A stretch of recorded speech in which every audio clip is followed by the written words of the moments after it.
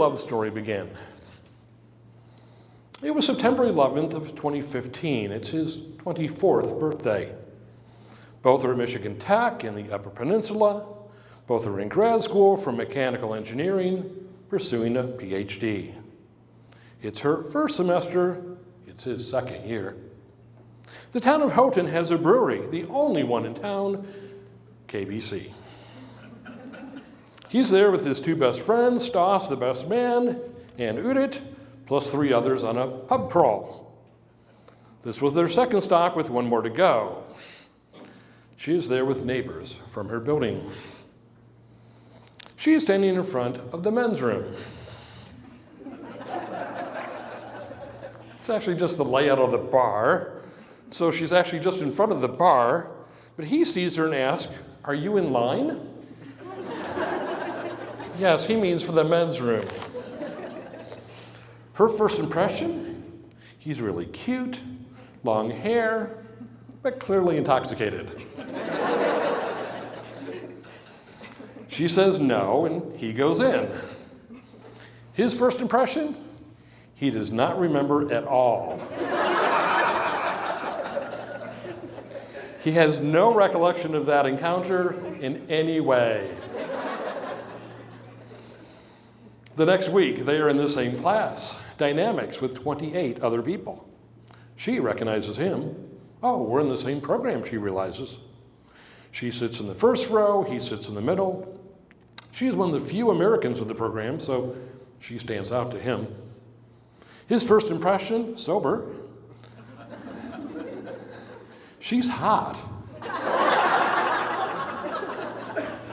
With a pretty face. But they do not talk to each other in class. The school has an event to show undergrad students mechanical devices. Their tables happen to be next to each other. She initiates, "How do I present this?" He comes over and helps her. The event ends with a pizza party for all the grad students working it. 30 people are there, but they walk over together, stand in line together, and start talking. They realize that they're going to be in the same research lab. He had been in it for a year. She is the newbie. Second semester, in another one of her classes, robotics, he is the teaching assistant. She gets a crush on him. But he is by the book.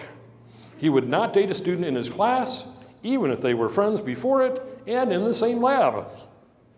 They have lots of common friends. At social events, he hugs everyone in the group of friends goodbye, well, everyone except her, for she is his student. May 2016. They are both at school. They both have a crush on the other. He asks her to watch Game of Thrones. He downloads the first season, which is not by the book. He goes to her tiny studio apartment to watch the first 2 episodes. He sits on a chair. She sits on her bed very properly. The evening ends with a hug. He gives her a flash drive of all of season 1 except the last episode. He wants to be part of the finale. He insists they watch the finale together, so she goes to his house to watch it. His 2 roommates are not present.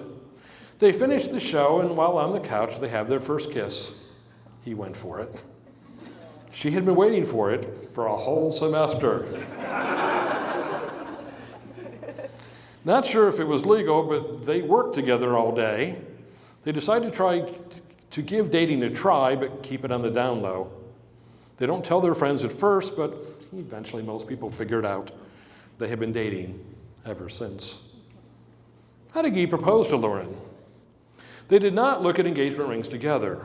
Their friend, Trinoy, had asked Lauren's opinion on engagement rings for his now wife. Guy asked Trinoy what Lauren liked. He learns that she prefers a silver band and sparkly. Lauren never bugs him about rings. They barely talk about a wedding before the proposal. They both just assumed it. He gets the ring 2 months before the proposal. He's in Indiana, she's in Los Angeles, so no need to hide it. November 28th, 2020, the Saturday after Thanksgiving, in the height of COVID, Guy was in California for the week. They spent Thanksgiving at a family friend's, Lori and Keith's home. They have Brazilian cheese bread for breakfast. Guy bakes it. Little Rose called poundé queijo. Sorry. He had been planning which day to do the hike. He normally plans things, so nothing unusual. She is a little suspicious. He brings an entire backpack to hold a snack. The snack, oranges. She watched him put it in the backpack. It's only a mile hike up the hill, so it's unnecessary. He thinks he's playing it cool that she does not suspect. They drive to the trail. They climb up. They stop a couple of times to enjoy the view, only for a minute or two. And then they get to the top in 30 minutes.